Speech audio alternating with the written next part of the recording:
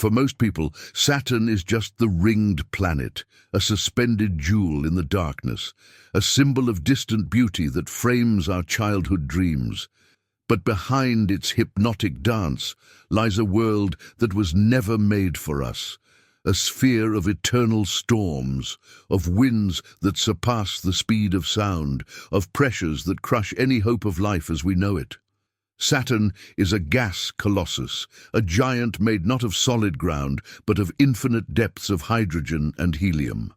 On it, there are no continents to explore, nor blue seas to sail, only layers of perpetually swirling gas, monstrous lightning that illuminates clouds of ammonia and methane, and heat that emanates from an unfathomable rocky core, buried under. Imagine for a moment.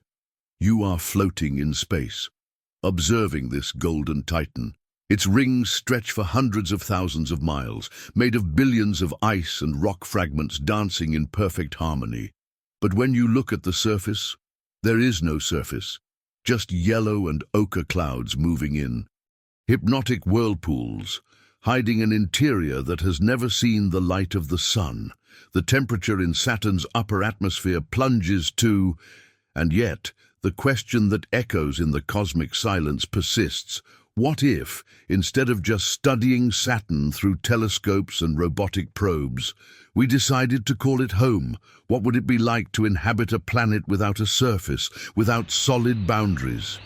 Could we float among its golden clouds, resist its almost crushing gravity, and tame its electrical fury that produces lightning 1,000 times more powerful than Earth's? Or would we be doomed to disappear, dissolved in its atmosphere like dust before a cosmic hurricane that never sleeps? This is a forbidden, hostile world, seemingly unreachable for any carbon-based life form. Its days last just, but the story of humanity has never been about accepting limits imposed by nature. It's about bending them, questioning them, crossing them with the power of imagination and technology. We went from African savanna walkers to ocean explorers, from hut builders to architects of cities that touch the clouds, from stargazers to visitors of the moon. Saturn was not made for life. Its toxic gases, its overwhelming gravity, its lack of a solid surface seemed to scream a definitive no to any dream of habitation. But what if life could be remade for Saturn? What if we could transform ourselves not just technologically but biologically to embrace this golden giant as our new world? The answer is, not just in science, it's in the human capacity to reimagine the impossible. Because every great leap for our species began with a seemingly absurd question. What if? What if we could breathe gases that would kill us today? What if we could see through storms that obscure the sun? What if we could call a place home where no living being should ever exist? This isn't just a science fiction exercise. It's an exploration of the limits of human adaptation, a journey across the border between the possible and the impossible, between what we are and what we could become. It's a story about hope, transformation, and the price we would be willing to pay to expand our presence in the universe. Welcome to the most impossible journey ever imagined, inhabiting Saturn. If this kind of content sparks your imagination and faith, please like this video, subscribe to the channel, and share it with someone who loves exploring the mysteries of the universe. The first victory would not come from in bare skin, but from armor. To survive the atmospheric edges of Saturn, we would need to imagine suits that are not just space clothes, but complete artificial organisms, portable life support systems that would transform us into hybrid creatures, half human, half machine. These suits would represent the pinnacle of biomechanical engineering, technological cocoons capable of containing the impossible. First, the challenge of the cold. In Saturn's upper atmosphere, the ambient temperature would be the outer layer would be made of adaptive metamaterials, substances that don't exist in nature but could be synthesized in orbital laboratories. This artificial skin would have the ability to change its molecular structure as needed. reflective against radiation, flexible for movement, rigid against impacts from space debris. Like the scales of a technological dragon, every square inch of the suit would be a living computer. But the real challenge wouldn't be the cold. It would be the pressure. As a Saturnian explorer descended through the atmospheric layers, the pressure would increase exponentially. The suit would need to be like a personal submarine, but infinitely more sophisticated. Interwoven carbon nanotubes would form an invisible structural mesh, distributing the pressure evenly around the body. The material would be as strong as diamond, but as flexible as fabric. The respiratory system would perhaps be the most extraordinary part. There would be no oxygen tanks. They would be useless on a journey that could last for months. Instead, the suit would contain miniaturized bioreactors, chambers where genetically modified algae would convert exhaled carbon dioxide into pure oxygen. These algae, powered by artificial light generated by the user's own movement, would create a self-sustaining respiratory cycle. Food would be equally revolutionary. There would be no room for solid food in an extreme survival suit. Instead, automated intravenous nutrition systems would release a balanced mixture of amino acids, vitamins and carbohydrates directly into the bloodstream. The body would always be fed, always hydrated, but would never feel the pleasure of chewing, of tasting, of satisfying hunger. Vision would be mediated by smart adaptive lenses. Human eyes, evolved to function in Earth's sunlight, would be useless in Saturn's golden darkness. The suit's lenses would not only amplify available light, but would translate different spectra into perceptible colors. Infrared radiation would become red, radio waves would become blue. The world would be seen through filters that would make the invisible visible, but would also make the familiar strange. The suit would constantly monitor every bodily function. Microscopic sensors would measure heart rate, blood pressure, stress hormone levels, and neural activity. Artificial intelligence algorithms would automatically adjust the internal temperature, the air composition, and even the release of synthetic endorphins to keep morale high. The user would be simultaneously protected and monitored, cared for and controlled. Communication would be a unique challenge. Traditional radio waves would be distorted in the dense Saturnian atmosphere.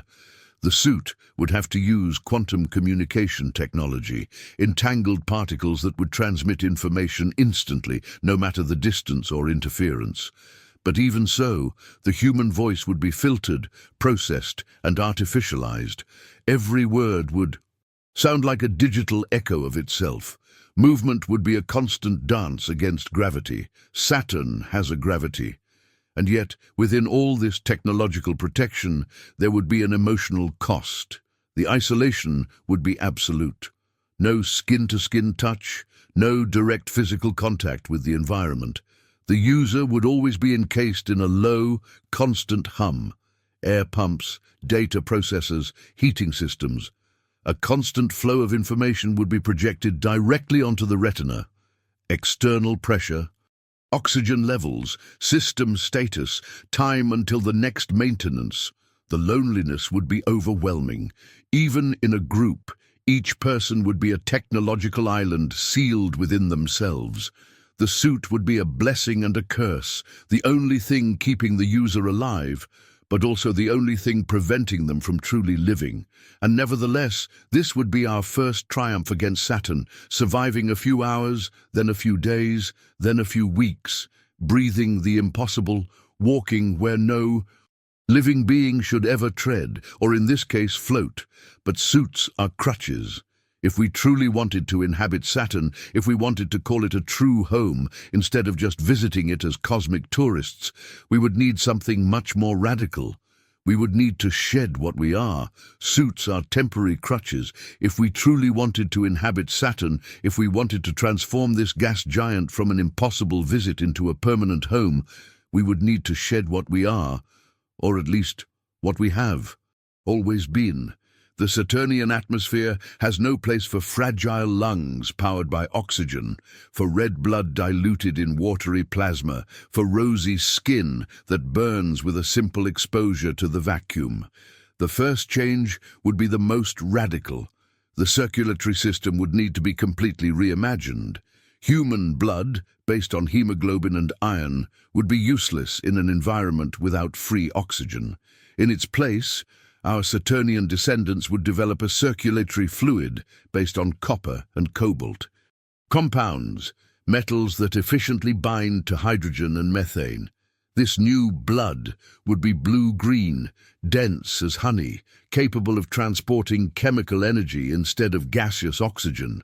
The heart would transform from a simple pump into a complex reactor. Multiple chambers would process different types of chemical compounds, separating useful hydrogen from toxic gases, concentrating energetic elements, and filtering atmospheric waste. Each heartbeat would be simultaneously circulation and digestion, pumping, and purification. The lungs, completely useless, would give way to specialized biofilters, organs that would not breathe but would process molecules from the environment.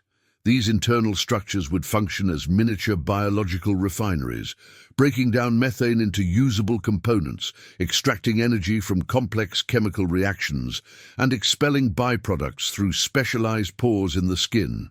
The skin would transform into our new interface with the world.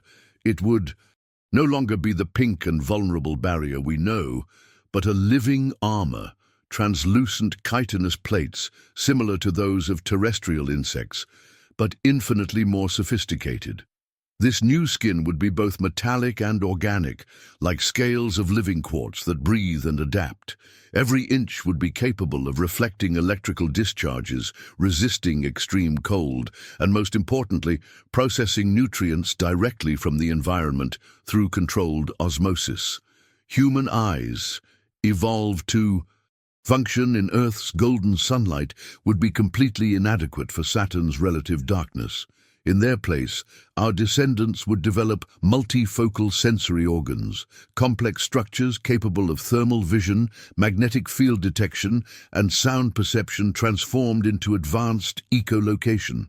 They would not be eyes in the traditional sense, but sensory processing centers capable of seeing heat, electricity, and molecular movement, transforming the invisible into the perceptible. These new sensory organs would look like living crystals, multifaceted like the eyes of dragonflies, but with the complexity of biological supercomputers. Each facet would specialize in a different type of perception, creating a view of the world radically different from ours. Where we see colors, they would see energy fields. Where we see static objects, they would see dynamic flows of temperature and pressure. The human body, tall and slender, would be inadequate for Saturnian gravity and pressure. Our descendants would evolve into compact and dense forms, short, armored, with concentrated muscles and thicker bones. Their bodies would vaguely resemble terrestrial crustaceans, but made of hybrid organic metallic materials. The bone structure would be reinforced with deposits of titanium and crystallized carbon, creating skeletons that would be simultaneously flexible and unbreakable. The human voice would disappear completely. Vocal cords and air-based lungs would be useless in an atmosphere of methane and hydrogen.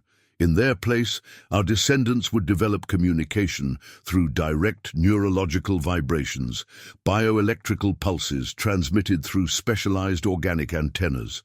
Thoughts would be shared like natural radio waves, creating a form of limited but functional telepathy. This new form of communication would completely eliminate the mental privacy we know. Basic thoughts, primary emotions, and immediate intentions would be constantly audible to others of the same species. They would perhaps develop forms of mental whispering and neural silence, techniques to modulate the transmission of thoughts. The digestive system would be equally transformed. Without solid food available in the Saturnian environment, our descendants would develop chemical stomachs, organs capable of processing gases directly into nutrients. These stomachs would function as biological reactors, using specialized enzymes to break down complex molecules of methane and ammonia into usable amino acids and sugars. Reproduction would perhaps be the most profound change. In an environment where resources are scarce and conditions are extreme, traditional sexual reproduction would be inefficient.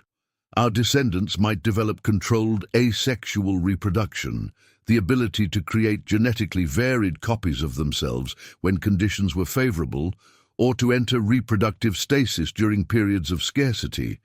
The final result would be a post-human form that would retain only echoes of our terrestrial origin. These creatures would be recognizable as our descendants only through deep genetic analysis.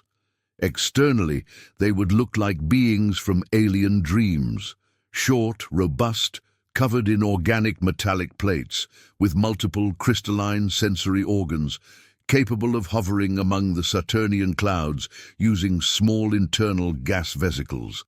They would be able to float in the atmospheric layers through conscious control of body density, inflating and deflating internal chambers of light gases. Their movement would be a constant three-dimensional dance, rising and descending through the wind currents, navigating storms like fish navigate ocean currents, and they would feed on the atmosphere itself. There would be no agriculture, hunting, or gathering in the traditional sense, just continuous synthesis, absorbing atmospheric gases through specialized skin, processing them internally, and expelling waste through regulated pores. It would be feeding through breathing, digestion through osmosis. But before this distorted mirror of evolution, the existential question would echo through the Saturnian clouds. Would we still be human, or would we have already become something completely new? The answer would not be in biology. It would be in consciousness, in memory, in the ability to remember where we came from and why we chose to transform. If you made it this far, tell us in the comments. Would you live on Saturn? And what city are you watching this from? Let's chat in the comments. And what would it be like to live day after day on this gas colossus with no defined ground or sky? What would it be like to wake up each morning, if we could still call it morning, knowing that beneath your feet there is no solid ground, but infinite depths of swirling gas? Our cities could not rest on solid foundations, because solid foundations simply do not exist on Saturn. Instead, we would develop floating colonies, living structures suspended in stable pockets of the atmosphere, like islands in the sky that never touch the ground, because ground is a non-existent terrestrial concept here. These cities would be gigantic domes, inflated with light gases extracted from the upper layers of the Saturnian atmosphere itself. Purified hydrogen would provide buoyancy, while artificial magnetic fields would keep the structure stable against the constant winds. From the outside, each city would look like a translucent bubble floating gracefully through the golden clouds, illuminated internally by biospheres that would transform the exterior darkness into luminous gardens. Inside these domes, we would develop completely artificial ecosystems. There would be no soil, but layers of synthetic organic substrate where genetically modified plants would grow in suspended gardens. These plants would be engineered to process the Saturnian gases, filtering toxins and producing breathable oxygen for the areas of still unadapted human habitation. The anchoring system would be a marvel of engineering. Cables of carbon nanotubes, stronger than any terrestrial material, would extend downward through various atmospheric layers, ending in magnetic anchors that would grip the planet's natural electromagnetic fields. These anchors would not touch a solid surface. They would just create points of stability in the infinite gas sea. Food would represent a complete revolution in how we understand nutrition. There would be no traditional agriculture, animal husbandry, or fishing. Instead, we would develop chemical agriculture, vast biological reactors where specialized microorganisms would convert atmospheric gases into usable proteins, carbohydrates, and fats. These reactors would function like molecular farms. Different species of bacteria and algae, all genetically modified, would process methane into amino acids, hydrogen into complex sugars, and sulfur compounds into essential vitamins. The result would be a basic nutritional paste without natural flavor, but which could be modulated by gustatory algorithms to simulate memories of terrestrial foods, the taste of freshly baked bread, the sweetness of an apple, the seasoning of a home-cooked meal. Saturnian food would have no physical texture. It would be consumed mainly in liquid or gaseous form, absorbed directly through specialized interfaces. Chewing would become a purely recreational act, a nostalgic simulation of lost terrestrial habits. Movement between habitats would be a constant aerial dance. There would be no cars, trains, or roads, only controlled flight through personal thrusters that would use the atmospheric density itself as a means of propulsion. Each person would be an individual pilot, navigating air currents like birds navigate terrestrial thermals. For long-distance travel between floating cities, we would develop vehicles that would look more like flying fish than airplanes, organic structures capable of surfing atmospheric currents, using Saturn's constant turbulence as a free means of transport. These vehicles would have adaptive wings that would automatically adjust to wind conditions, allowing efficient flights through storms that would last for entire Earth years. Communication would undergo a radical transformation. In an environment where sound waves behave differently due to atmospheric composition, we would develop hybrid forms of communication, combining bioluminescent light signals emitted by modified skin, expanded gesticulation where each body movement would carry linguistic meaning, and limited telepathy through implanted neural interfaces. Conversations would be visual events as much as auditory ones. People would literally shine emotions through subcutaneous light patterns. Anger would be red and pulsing. Joy would be golden and fluid. Sadness would be blue and slow. Lying would become almost impossible, at least emotional lying, because true feelings would leak through the skin like involuntary confessions. The concept of privacy would be completely reimagined. Residences would be semi-permanent chambers within the floating cities, spaces that could be reconfigured as needed but never truly private. The walls would be semi-transparent organic membranes that would allow light and air to pass, but would block sounds and neural signals.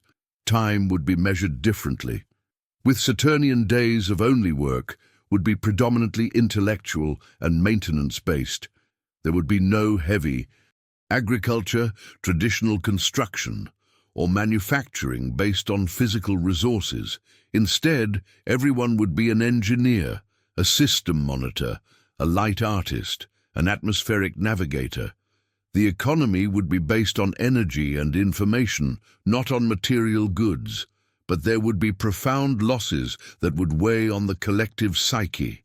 The absence of a blue sky would be a constant emotional wound. There would be no clear horizons, golden sunrises, or starry nights, just eternal clouds in shades of yellow, ochre, and brown, illuminated by distant lightning that would never cease.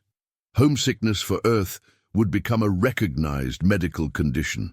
Saturnian psychologists would develop therapies based on virtual reality, allowing people to visit simulated terrestrial landscapes, green forests, blue oceans, snowy mountains. These sessions would be prescribed as mental medicine, regular doses of terrestrial nostalgia to maintain sanity.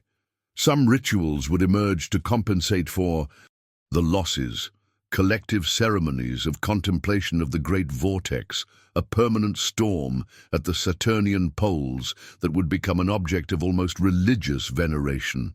celebrations of the gigantic lightning as natural fireworks, each electrical discharge interpreted as a gift from the gaseous heavens. "We celebrate silence" would become a common saying, because it reminds us that we are still alive, despite everything. The Saturnian silence would be different from the terrestrial silence.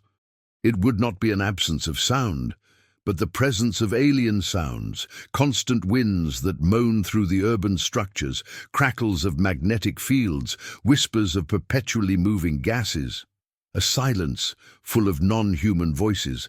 And so, gradually, this new humanity would develop a completely new culture, not based on land and plants, but on wind and electricity, not based on seasons and harvests, but on atmospheric currents and storms, an aerial civilization that would never touch the ground, because ground would be just a distant memory of a lost blue world in the stars. Every conquest would come at a price that we might not have foreseen when we first dreamed of inhabiting the golden clouds of Saturn. By reshaping our bodies to survive in the impossible, we would lose fundamental pieces of what made us human, not just biologically, but emotionally, spiritually, poetically human. And only after entire generations born and raised in the Saturnian storms would we understand the full magnitude of what we sacrificed for the right to call this gas giant home. The first loss would be the most subtle, but perhaps the most devastating, the ability to feel temperature as an emotional language. On Earth, the sun's warmth on the skin was much more than thermal regulation.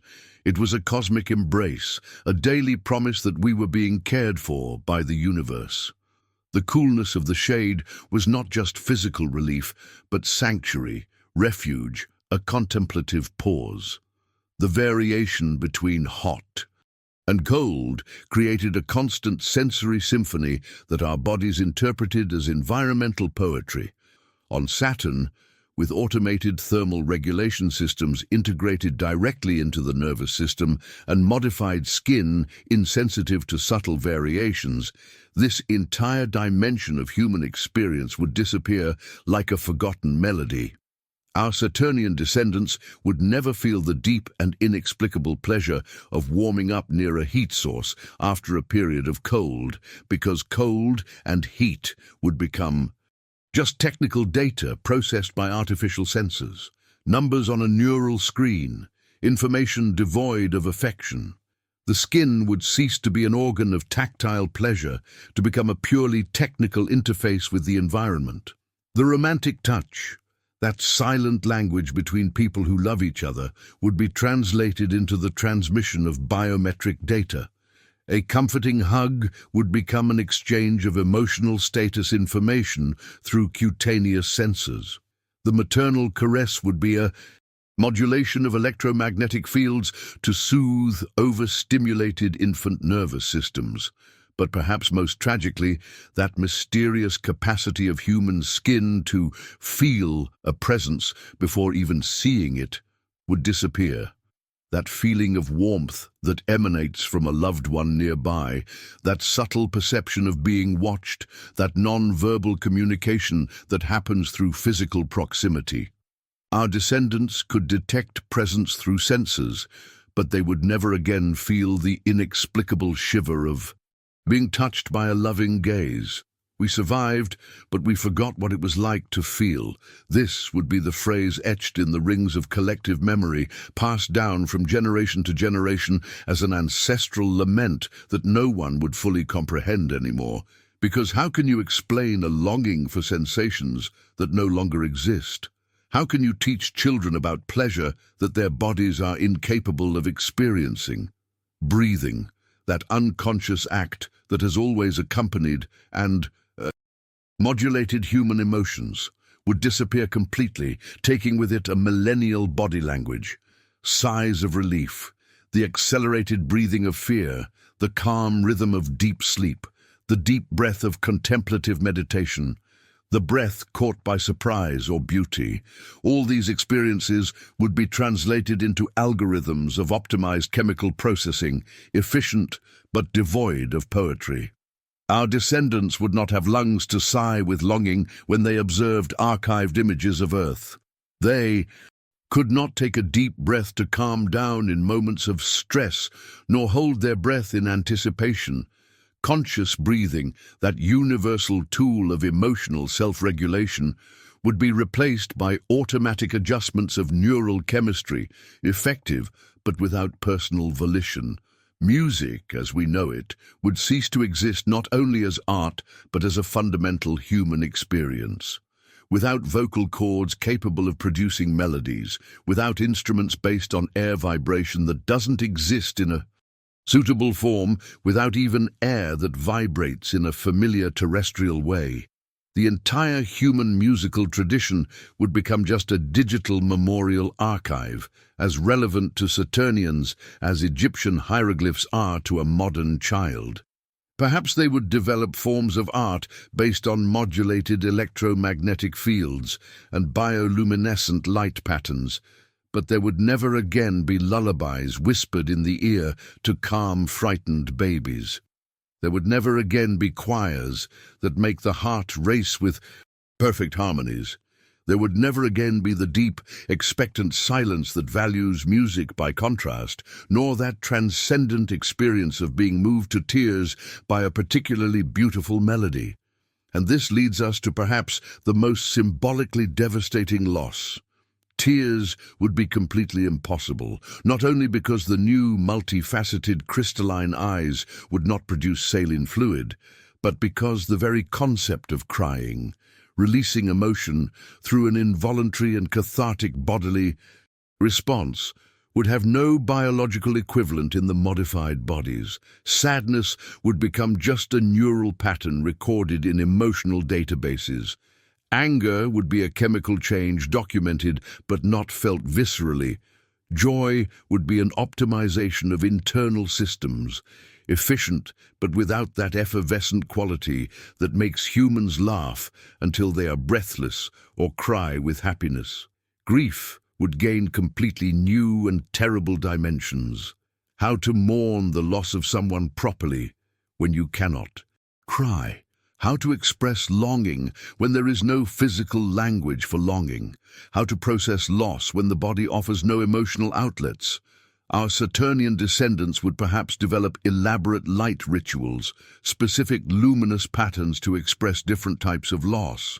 But they would never feel the cathartic release of tears running down their face, would never experience that strange comfort that comes from crying until there are no more tears. This would create a society that would deal with trauma and loss in completely different ways, perhaps more technically efficient, but infinitely more emotionally arid. Grief would become a purely intellectual process, devoid of the bodily wisdom that teaches that some pains need to be felt completely before they can be healed.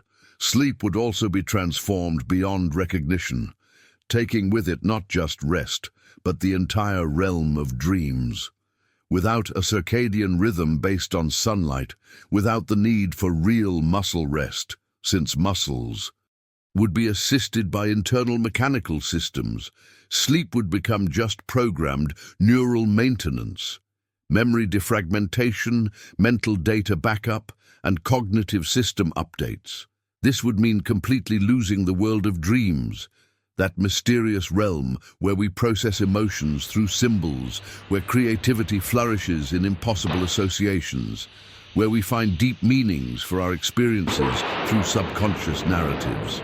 The human unconscious, dependent on dreams for psychological self-regulation and the integration of experiences, would be replaced by constant and relentless conscious processing. Our descendants would never experience the mystery and joy of waking up with a creative solution that emerged during sleep, never have nightmares that reveal deep fears needing attention, never dream of lost loved ones offering comfort or farewell. There would no longer be that strangely comforting experience of dreaming of a terrestrial home, nor that nocturnal creativity that solves problems the conscious mind cannot decipher. Creativity would be processed as an optimized algorithm, not as a mysterious inspiration. Problem-solving would follow logical protocols, not emerging intuitive insights. Emotional processing would be conscious and directed, not organic and surprising. Food as a cultural and spiritual experience would disappear completely, taking with it millennial rituals of human connection.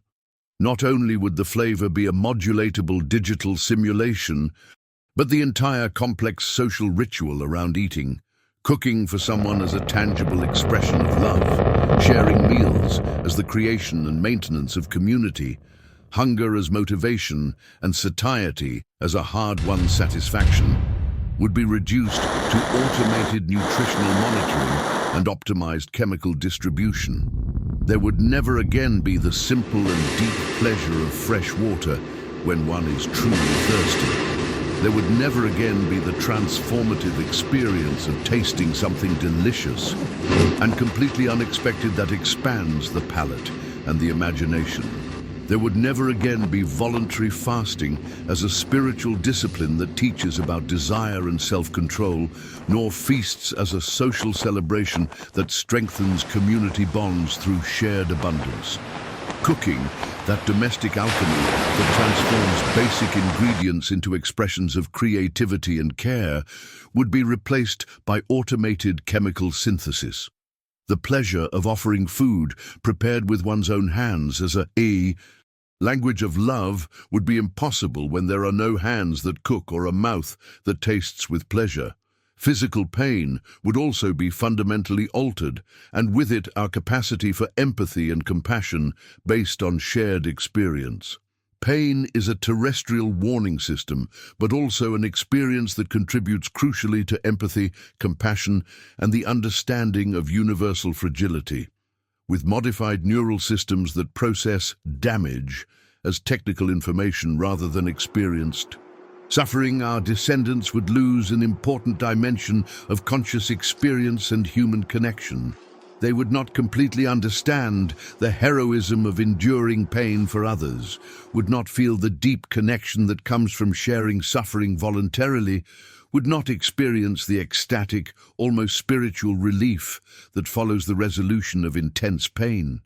Medicine would be just efficient, technical maintenance, not the art of healing that involves compassion, presence, and an understanding of suffering as a universal experience.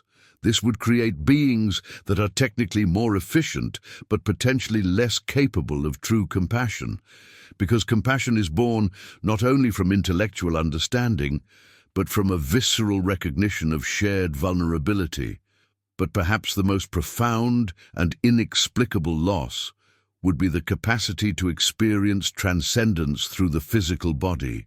Human mystical experiences often involve intense and unmistakable physical sensations, shivers of reverence that begin at the base of the spine, spiritual warmth in the center of the chest, a sense of dissolving bodily boundaries that allows one to feel connected to the infinite.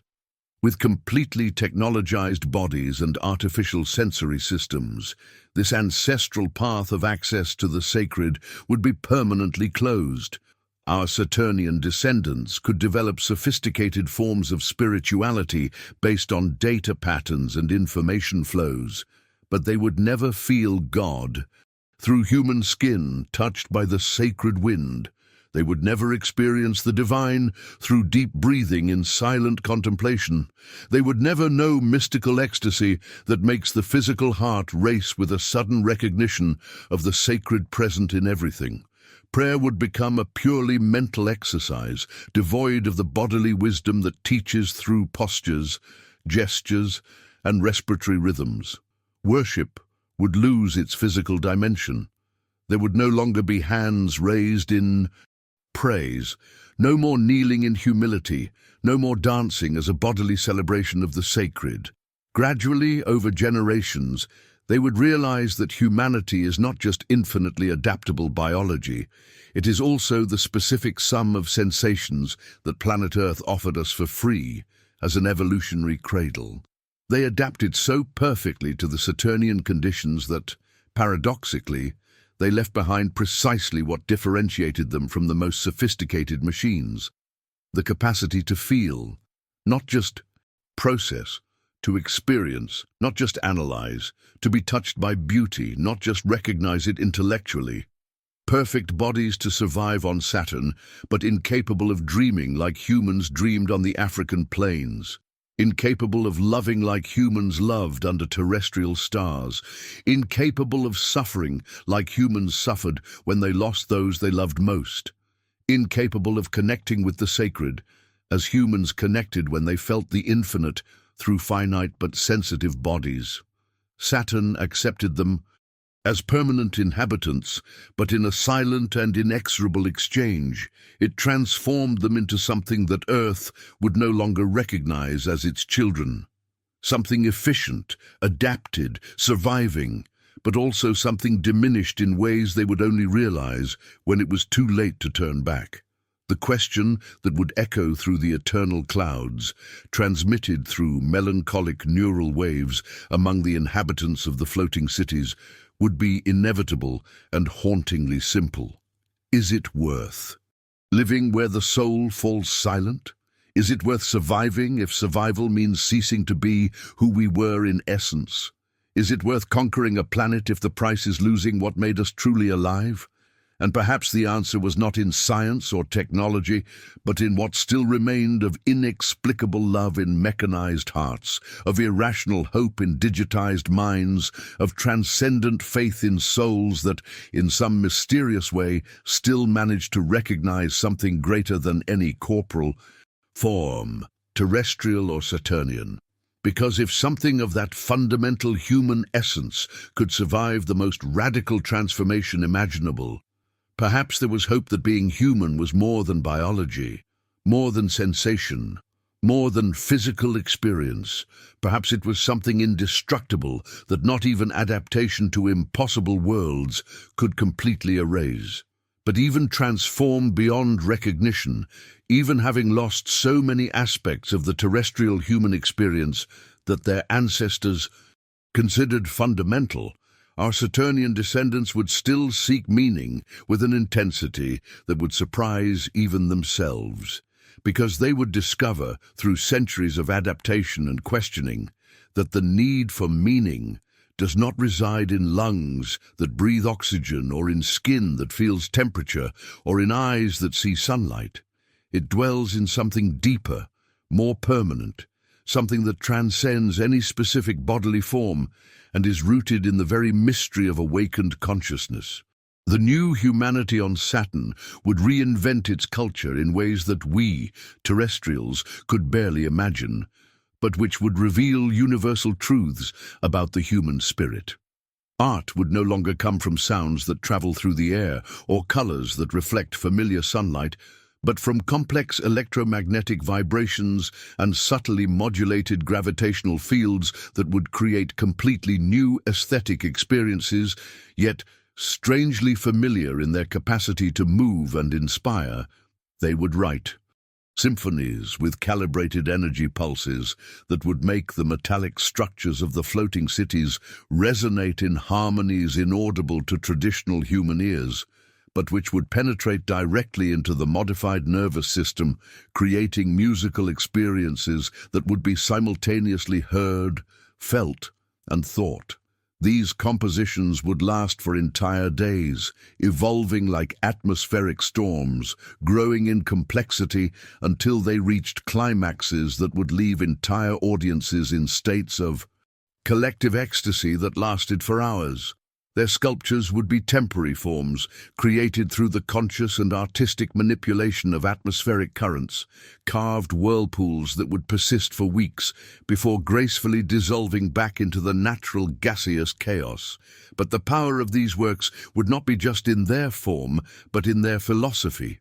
Each sculpture would teach that beauty does not need to be permanent to be eternally real, that creation and dissolution are equally sacred, that true art lives not in the object, but in the experience of contemplating it.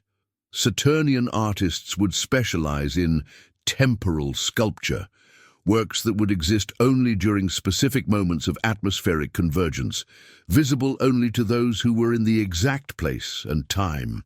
This would create a culture of intense presence, where art would teach about the preciousness of the present moment and the impossibility of possessing beauty. They would develop forms of dance that would use not only modified bodily movement, but also precise control of internal density to create three-dimensional choreographies through the atmospheric layers. Saturnian dancers would not touch the ground because the ground does not exist. They would move in aerial ballets that would last for hours, rising and descending through different atmospheric pressures like dolphins dancing in vertical oceans of dense gas. These dances would become forms of bodily prayer, where movement would become a spiritual language more eloquent than words. Specific choreographies would be developed for different emotional and spiritual states. Dances of grief that would help communities process loss, dances of celebration that would amplify collective joy, dances of meditation that would induce deep contemplative states. Religion would turn not to distant and invisible skies, but to Saturn's own rings, eternal circles visible from any point on the planet, perfect symbols of infinite cycles of creation, transformation, and continuity.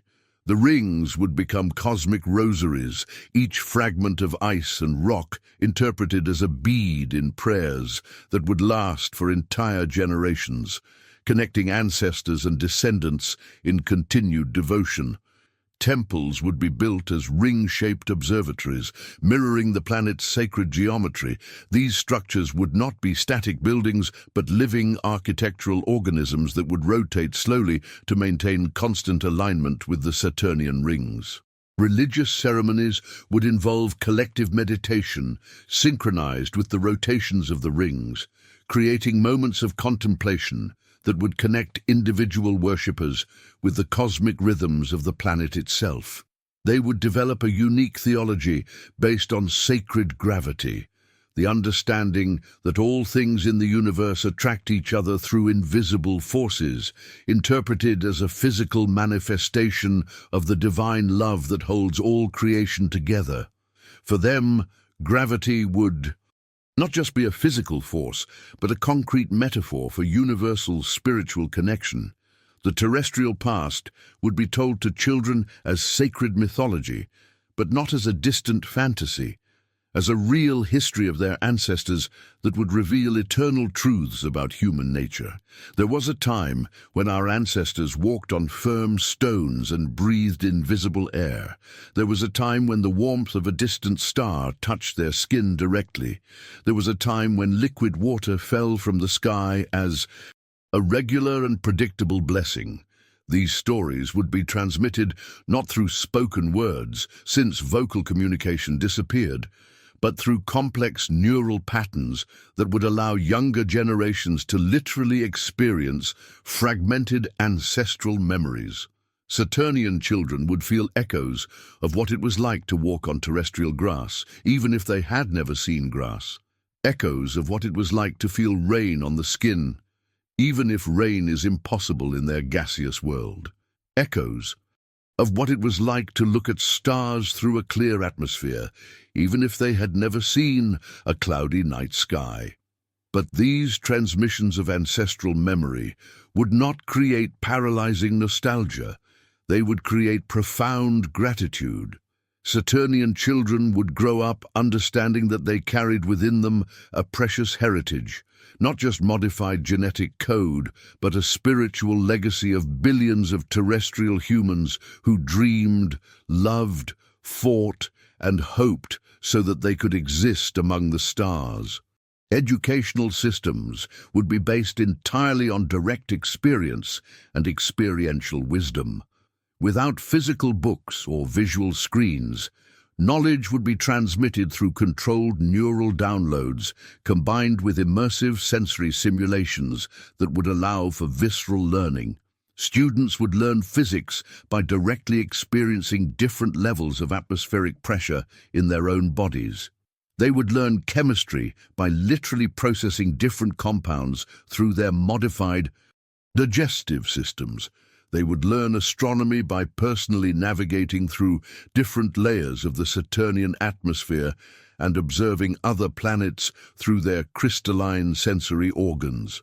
But besides technical knowledge, Saturnian education would emphasize the development of spiritual intelligence, the ability to find meaning and purpose even in seemingly impossible circumstances.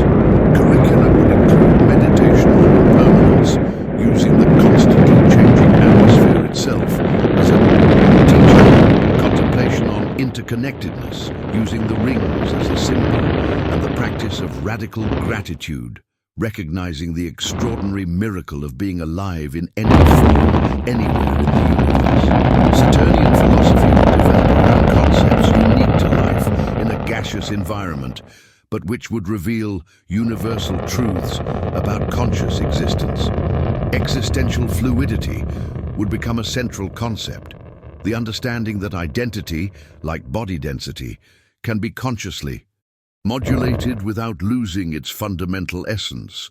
This would teach radical flexibility in the face of change, the ability to adapt externally while preserving internal values.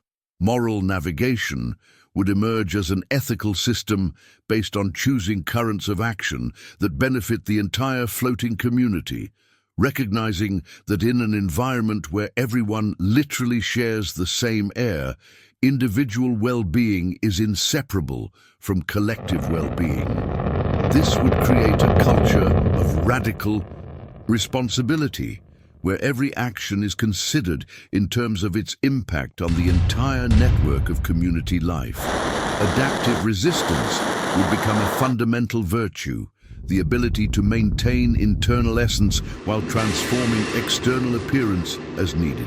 This would teach that change is not a betrayal of identity, but an expression of a deep identity that is flexible enough to survive and flourish in any circumstance. They would develop spiritual concepts that we terrestrials could not fully comprehend, but which would expand our own understanding of spiritual possibilities. Reverence for sacred pressure, a recognition of the invisible force that sustains all Saturnian life as a physical manifestation of the divine sustenance that holds all existence. Worship of divine currents, an interpretation of atmospheric flows as manifestations of the cosmic will that moves all things toward their ultimate destiny. Celebration of blessed dissolution, a joyful acceptance that individual boundaries are temporary illusions in an infinite gas ocean that symbolizes the fundamental unity of all existence. Governance would be exercised through electromagnetic consensus, collective decisions made through mass neural synchronization, where the entire urban population would literally feel the collective opinion and automatically adjust for social harmony. Individual conflict would be almost impossible when discordant thoughts caused real physical discomfort through neural interference. This would create a society of radical transparency, where deception would be impossible and compassion would be automatic. Leadership would not be based on power over others, but on the ability to synchronize and harmonize collective energies. Leaders would be chosen not for ambition or strength, but for a demonstrated ability to maintain emotional stability and mental clarity even during extreme atmospheric turbulence. Governing would be a form of spiritual service, a sacred responsibility to maintain collective harmony. The economy would be based on energetic contribution, each individual measured not by accumulated goods, but by the amount of energy they contribute to the maintenance of the floating cities and community well-being. Wealth would be synonymous with personal energy efficiency and contributive generosity. Poverty would be a waste of community resources or a selfish retention of capabilities. This would eliminate destructive competition and create a culture of collaborative excellence, where each person would seek to maximize their contributions not for personal benefit, but for the joy of seeing the community flourish. Work would become a form of practical prayer, a way of expressing gratitude for life through useful service. But even with all these extraordinary adaptations, even having created a completely new and functionally harmonious civilization, there would be moments of collective stillness when the entire Saturnian society would simultaneously stop to contemplate the impossible vastness of their home. Moments when they would look through the eternal clouds at the distant stars and feel, through whatever sensory system they had developed, a deep and inexplicable longing for something they could no longer name precisely, but which they recognized as fundamental to their deepest nature.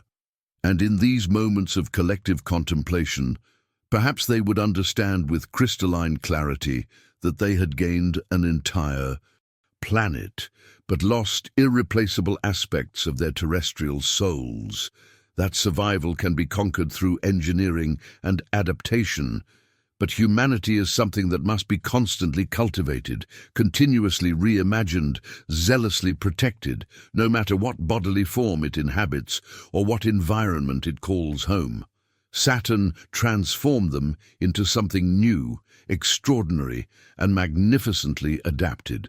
But in the process, it also taught them the most important lesson that any intelligent species can learn: that being human is not just a matter of infinitely adaptable biology, it's a matter of choosing, consciously and repeatedly, to value compassion over efficiency, to seek beauty beyond functionality, to create transcendent meaning beyond basic survival, and to connect with something infinitely greater than oneself.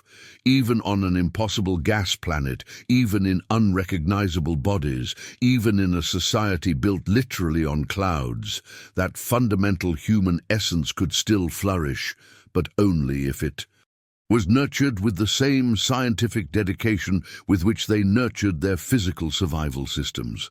And so, through centuries of adaptation and reflection, they would discover that taking humanity to the stars was never a matter of transporting terrestrial bodies to other worlds, but of preserving and cultivating terrestrial souls capable of finding sacred purpose, no matter where the universe took them. And now, a perspective that will completely transform how you see this entire impossible journey. Saturn is 76. All 8 billion people alive today would easily fit into a small fraction of a single Saturnian storm. All the cities we have ever built could disappear without a trace in the gaseous depths of this colossus. Our entire civilization would be less significant than a grain of sand in an ocean when compared to the absolutely incomprehensible scale of Saturn. See how monumentally colossal this planet is.